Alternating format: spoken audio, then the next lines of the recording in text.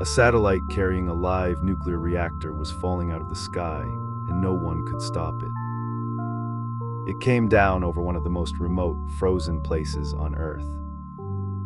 What it left behind was radioactive, scattered, and very hard to find. During the Cold War, the Soviet Union built satellites to track the movements of Western naval fleets. These satellites needed to fly low and needed a lot of power for their radar. Solar panels weren't enough. Welcome to Solar Hour, where we uncover the strangest, most dangerous, and most astonishing stories our solar system has to offer. The Soviet solution was a small onboard nuclear reactor, generating power from radioactive decay. One such satellite, Cosmos 954, launched in September 1977 to track American and NATO ships. The satellites were designed so that, at the end of their mission, the reactor core would boost to a high, safe orbit. Only months into its mission, Cosmos 954 began behaving strangely, losing altitude and control. Western intelligence agencies, tracking the satellite, grew concerned it was falling out of orbit entirely.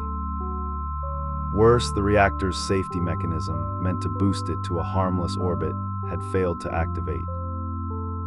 A satellite carrying live nuclear fuel was now on an uncontrolled path back toward the Earth's surface. Governments across the Northern Hemisphere were quietly warned that a nuclear-powered object might crash nearby.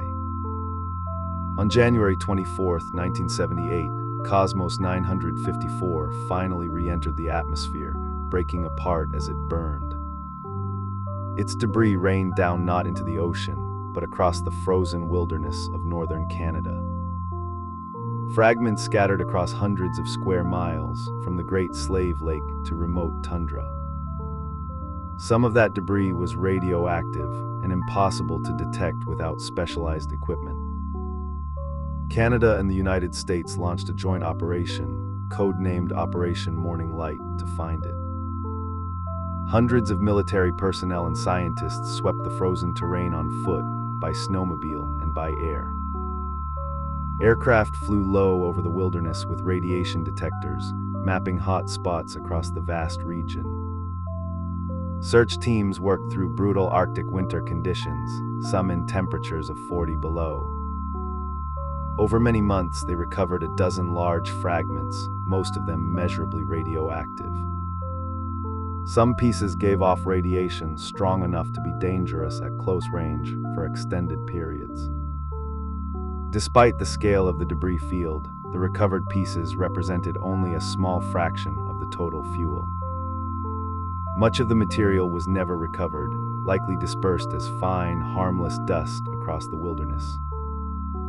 The incident led to new international guidelines around nuclear power sources in space. It remains one of the only times radioactive material from space has fallen onto inhabited territory.